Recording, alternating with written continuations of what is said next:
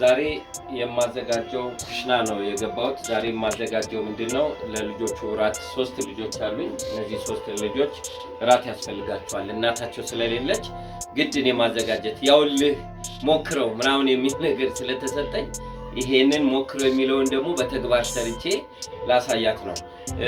ቅድም ምንድነው የሰራሁት እዚህ ጋር እንቁላል ስጠብስ አሜን ለጠብስላቸው ለትንሹ ልጅ ሁለቱ ይጾማሉ። በርግጥ ስጠብስ ምንድነው የሆነው እጄ እንዳልገባብኝ፣ ነገር ግን አሁንም እየተለማመድኩ ይሄ ዋናው ጠቀሜታ ምንድነው ያልን እንደሆነ ሚስቶች ስናግዛቸው እወድሻለሁ አፈቅርሻለሁ ምናምን ከማለት ይልቅ በተግባር ባንችልም ልባችንን ነው የሚፈልጉትና ገብተን ስንሰራ ስናግዛቸው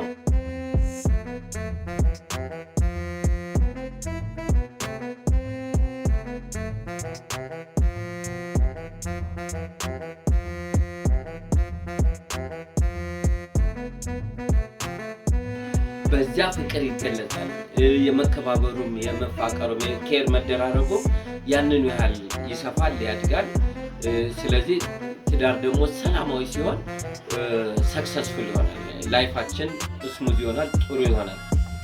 ይሄ ደግሞ በሶ ነው። እንቁላል ለማይበሉ በሶ አይ ቲንክ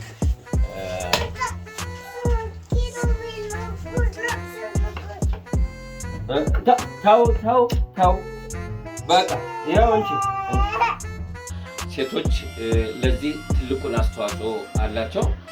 ስለዚህ የምሰራው ዛሬ በአጋጣሚ እንዳልኩት ቅድም ለቅሶ ቤት ሄዳ ነው። ዞሮ ለማመዳለው ካሁን በኋላስ ምሰራቸው የተለያዩ ነገሮች ባለሙያ ለምን የሚያሰኝ ይሆናል።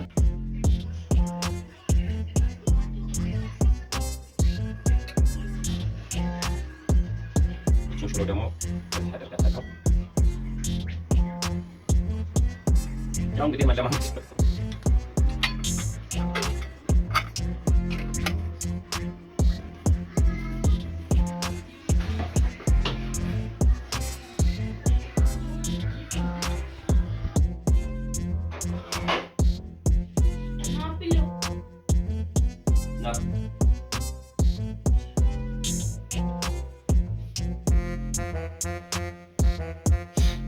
እናቴ ትመጣለች።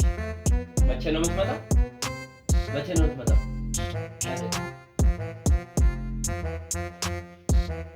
ማሳደግ ኃላፊነት የልጅ ኃላፊነት በጣም ከባድ ነው።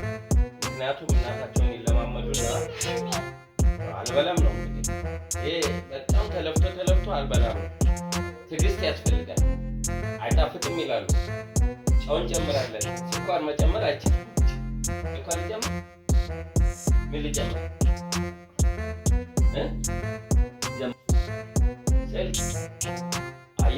ስልክ ደግሞ ያለ እድሜያቸው ይሄ ዘመን ያመጣች ስልክ መጫወታቸው ሃፒታይት ይቀንሳል። የምግብ ፍላጎታቸውን ስለሚቀንሰው ሰዎች ለልጆቻቸው ባይሰጡ ጥሩ ነው ብዬ ነው የማስበው። መቼም ልጅ ነው፣ ምን ማድረግ ይቻላል? እንደለመደው እናቶች ቢሆኑ ይችሉበታል፣ ትዕግስት አላቸው። እኛ ወንዶች ስንባል ትዕግስት የለንም። ስናስጠና መተን ነው፣ አልበላም ሲሉ መተን ነው። ሰዎች ልጆቻቸውን እኛ ኢትዮጵያን በዱላ ነው፣ ግን ፈረንጆች አይመቱም።